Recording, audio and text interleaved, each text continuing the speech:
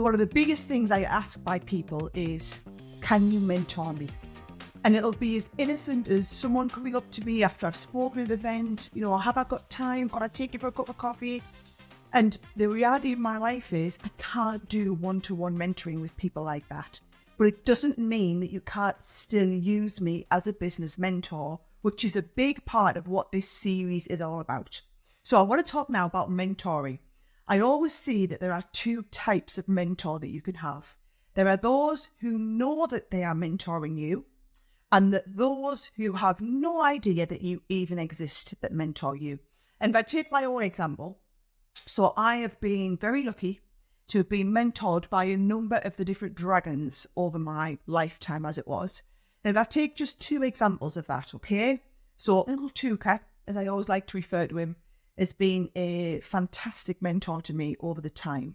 And mentoring is really key because what happened was Tuka actually did my screen test. Very, very first time I met him, he did my screen test, which meant that first really scary day in the den when I met the dragons for the first time, he was the one person I recognised. And I came up to him and I said, Tuka, I'm really nervous about the situation. This is all quite new for me. I wondered if you would mentor me through the process. Now, this happens a lot. People ask about mentoring, but what's a little bit different is I showed him what that would look like. So what I said to him was, I want you to mentor me. So every time after we come out of the den, after we come out of the picture, we go to the green room. If I stick the kettle on and make you a cup of tea, would you walk me through where you think I went really well in that pitch and where I could have done a little bit better? So I gave him permission to give me feedback, and critical feedback, which is really difficult to give people. And we did, true to his word, after the first few pitches, I would come in, stick the kettle on, and he would give me that honest, open and frank feedback. And that is what helped me really adapt and become better as a dragon. Now, when you're asking someone to mentor you, I think it's really important that you find somebody who has the time and the capacity. Tuka is a busy man. However, what I did was I fit into his life. So that time in between pitches would be when he wasn't doing anything anyway, just having a cup of tea, maybe he's checking his emails, speaking with his friends. So his friends being the other dragons, of course. So this way, I was fitting into his life. I was making it easy for him. Secondly, it was all about creating that opportunity for him to be able to give me that feedback in a way that wasn't difficult. So, for example, can you imagine when Stephen started in the den a few years later, he hadn't spoken to me and created this environment where I could give him feedback. And we came out after the first pitch and I said, hey mate, stick the kettle on, make us a cuppa, and I'm going to tell you where I think you went wrong in that pitch. You just wouldn't dream of doing that, yet that's exactly what Tuka was doing because I'd created the environment for him to do that. So that's about mentoring with people kind of one-to-one where they do have the time. And then the other type of mentoring is when people have no idea that they are even mentoring you. And I always joke about this, and I say Duncan Bannatyne, who I'd never met, mentored me all the way through my 20s. And that's because I remember buying Duncan's book when Duncan was a big dragon, back when I was, first starting out in business. I read all of the dragon's autobiographies, but Duncan's in particular really resonated with me and really stuck with me.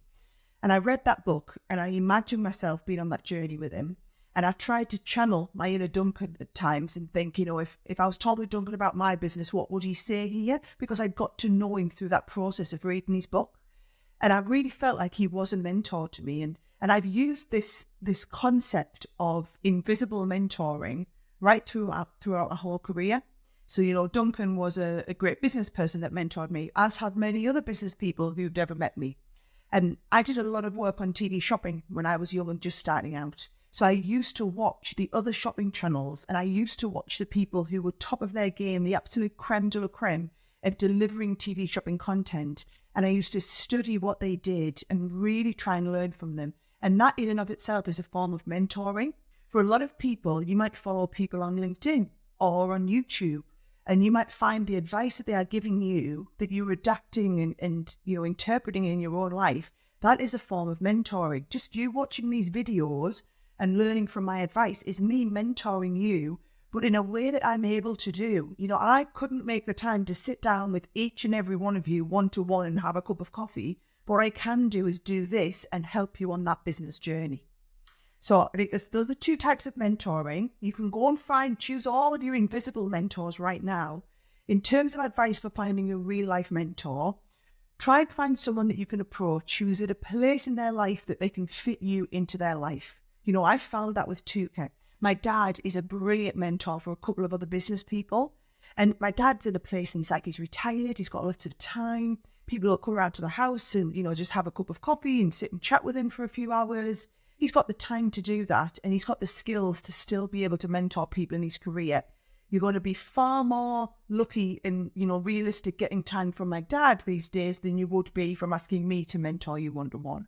So when you are choosing a mentor, pick someone who is really able to offer you that advice and mentoring and support, and take the time for you, and that'll make a difference. So off you go, get yourself loads of invisible mentors, find yourself a great mentor you can work with now, and best of luck as you embark on your mentoring journey.